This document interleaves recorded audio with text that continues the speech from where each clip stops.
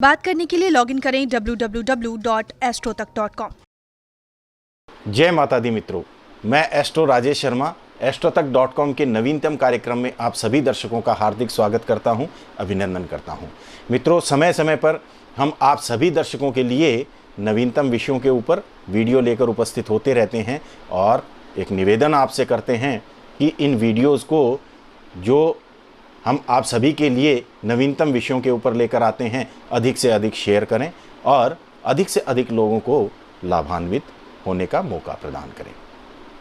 मित्रों, यदि आपने अभी तक हमारा YouTube चैनल सब्सक्राइब नहीं किया है तो कृपया उसको सब्सक्राइब कर लें और बेल आइकन बटन को प्रेस कर दें, जिससे कि समय समय पर जो भी वीडियो आपके लिए आता है उसका नोटिफिकेशन आप तक पहुंच जाए।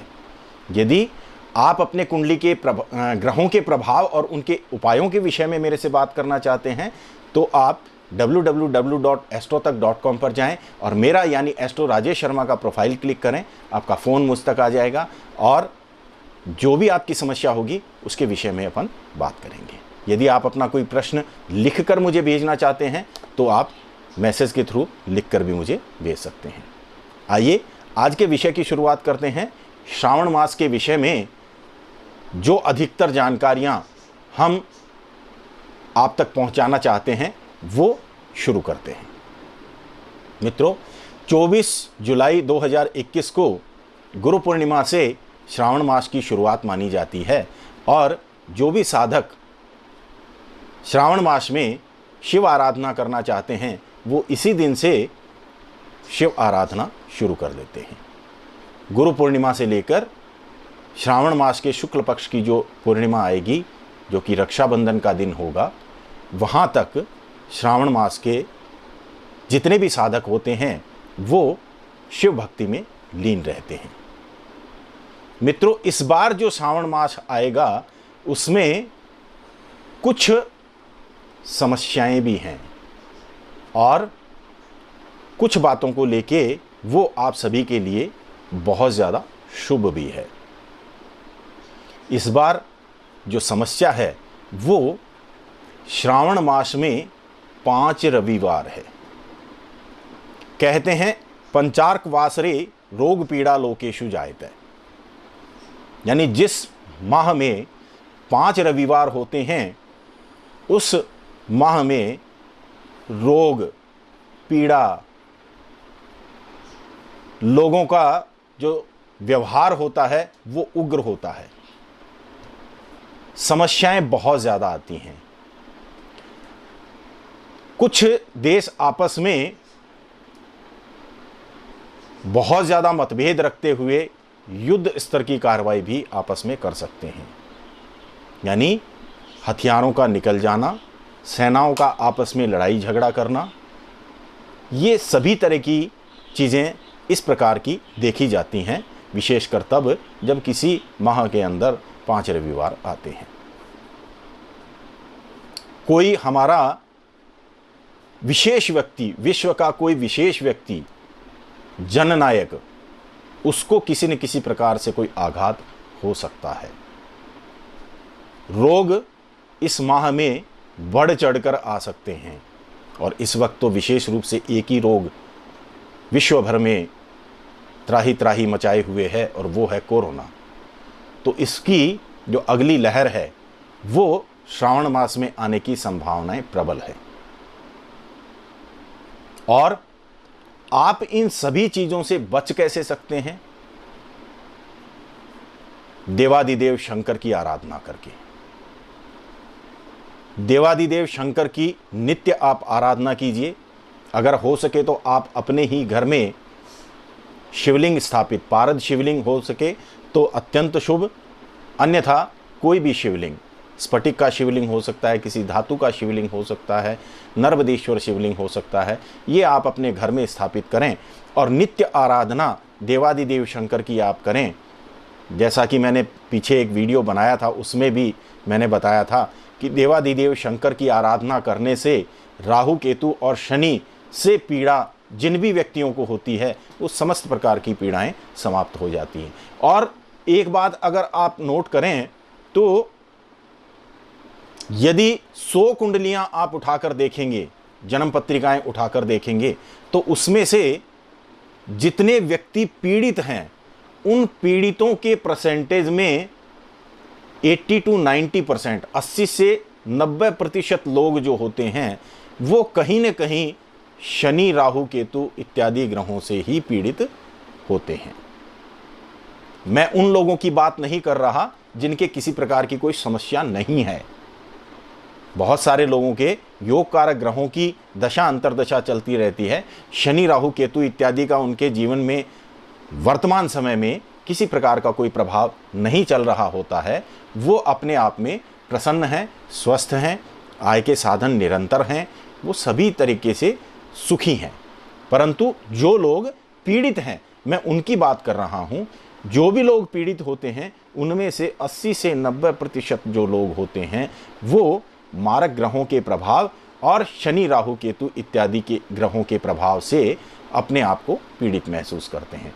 तो यदि किसी व्यक्ति को अपनी जन्म पत्रिका के बारे में कुछ पता नहीं है, जन्म कुंडली उनकी बनी हुई नहीं है, या उनकी जन्म तिथि उनको पता नहीं है, जन्म का समय उनको पता नहीं है, तो उसमें भी आपको किसी प्रकार से चिंतित होने की आवश्यकता नहीं है।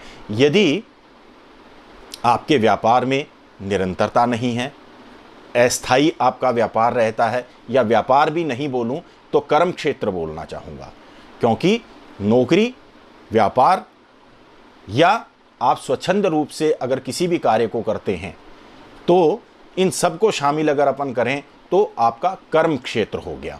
कर्म क्षेत्र में यदि आपकी निरंतरता नहीं है, स्थायित्व का अभाव है और स्वास्थ्य आपका खराब चलता है, स्वास्थ्य के अंदर जो आपको व्याधियां हैं वो व्याधियां डॉक्टर को समझ में नहीं आ रही, अनेक प्रकार के डॉक्टर आपके टेस्ट करवाता है और आखिर में आपको बोलता है कि किसी प्रकार की कोई समस्या नहीं है, सारे टेस्ट आपके ओके आए हैं, परंतु व्याधि तो आपको है, परेशान तो आप हैं।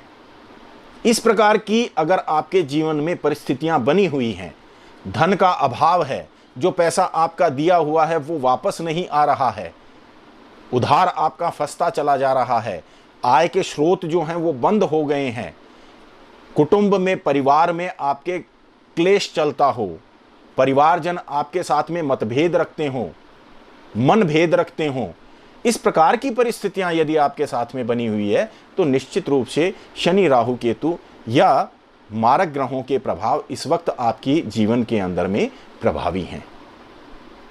और इन सभी प्रभावों को दूर करने के लिए आप यदि इस श्रावण मास में अधिक से अधिक शिव आराधना करें, भगवान शिव का रुद्राभिषेक करें, यदि रोजाना करें तो अत्यंत शुभ, यदि रोजाना नहीं कर सकते हैं तो कम से कम श्रावण के 4 सोमवार और एक त्रयोदशी तिथि जिसको हम शिवरात्रि के रूप में मनाते हैं, ये 5 रुद्राभिषेक आप अवश्य करें।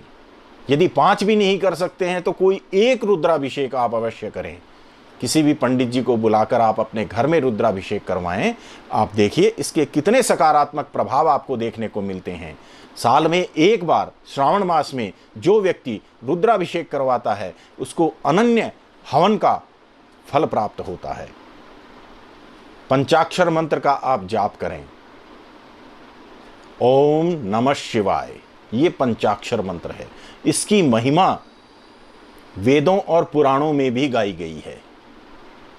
ये पंचाक्षर मंत्र यदि आप संपूर्ण श्रावण मास में निरंतर यानी रोजाना की 40 माला करनी शुरू कर दें, 40 माला का मतलब हो गया 4000 मंत्र प्रतिदिन। यदि आप 4000 मंत्र प्रतिदिन करेंगे तो पूरे श्रावण मास में तकरीबन 1.25 लाख जप आपके कंप्लीट हो जाएंगे।